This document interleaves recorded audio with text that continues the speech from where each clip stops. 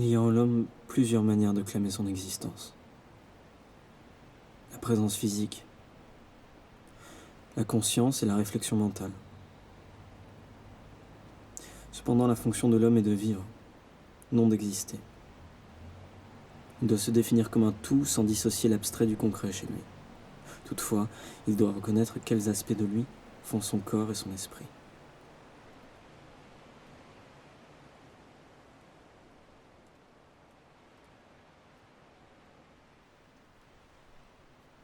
C'est par les actes que l'on définit quelqu'un. La première chose que les gens voient de nous, c'est le corps. C'est aussi notre outil de vie, ce qui nous permet d'errer, ainsi que de contempler le monde qui nous entoure. C'est une certitude que celui ou celle qui maîtrise son corps possède une emprise des plus importantes sur ses pairs. Emprise qui, dans le bon contexte, lui permet de trouver dans le regard de celui qui l'observe, émerveillé, son propre reflet. Les artistes, chanteurs et acteurs ont un besoin vital de percevoir l'ombre de leur être dans la performance. Le corps terrien, impulsif, mais dirigé par un objectif déterminé. Le théâtre dirige notre monde. Le nôtre, pas le vôtre. C'est une passion. Et comme toute passion, elle se traduit par les impulsions du corps.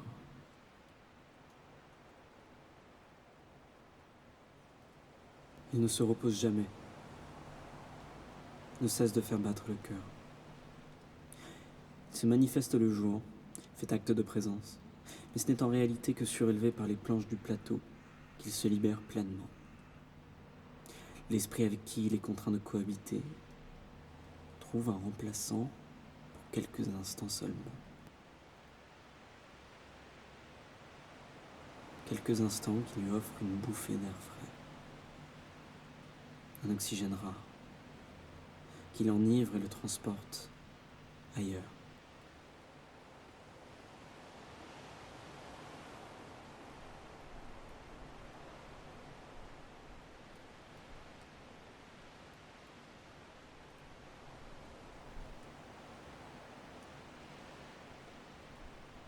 Tous ces rêves que l'on fait quand on est enfant, ce sont ces rêves qui ne reviendront jamais lorsqu'on devient grand. Pourtant, ces images, ces mondes fictifs, sont ceux qui nous font prendre conscience de nous-mêmes. Pourquoi ne reste-t-il pas? Plus tard, ils se transforment en un constant rappel de la vie que l'on est contraint de mener. Alors inconsciemment, certains se retrouvent à préférer l'insomnie. Les rêves se métamorphosent en cauchemars. On ne dort pas, on subit. Errer dans un entre-deux. Le monde des autres, et puis le sien. Je n'ai jamais rêvé. La fatigue broie beaucoup de souvenirs et les idées.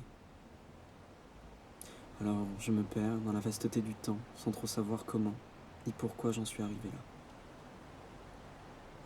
Depuis des siècles et des siècles, j'entends des sifflements sans cesse, comme une vague perpétuelle de noirceur qui vogue dans ma tête.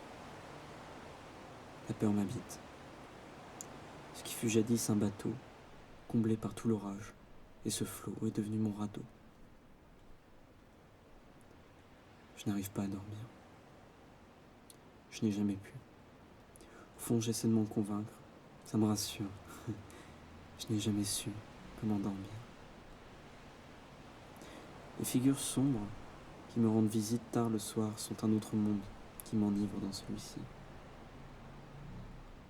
La fatigue. Elle m'empêche de suivre le rythme des autres alors que le mien est beaucoup plus rapide. Les idées sont floues. Les bons mots sortent, mais dans le mauvais ordre.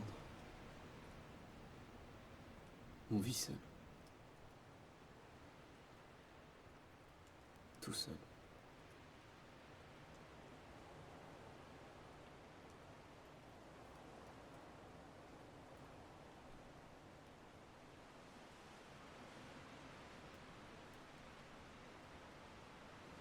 Il y a en moi plusieurs manières de clamer mon existence.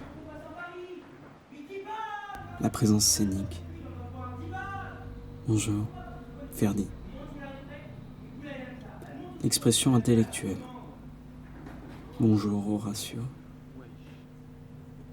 Mais au final, la fonction de l'homme est de vivre, non d'exister. Alors je ne gâcherai pas mes jours en tentant de les prolonger. Le temps que j'ai me suffit. Et c'est en explorant cette partie de l'univers que là-bas, peut-être, dans la brume d'un petit matin, j'entendrai cette douce voix. Bonjour, toi. Bonjour, Ferdinand.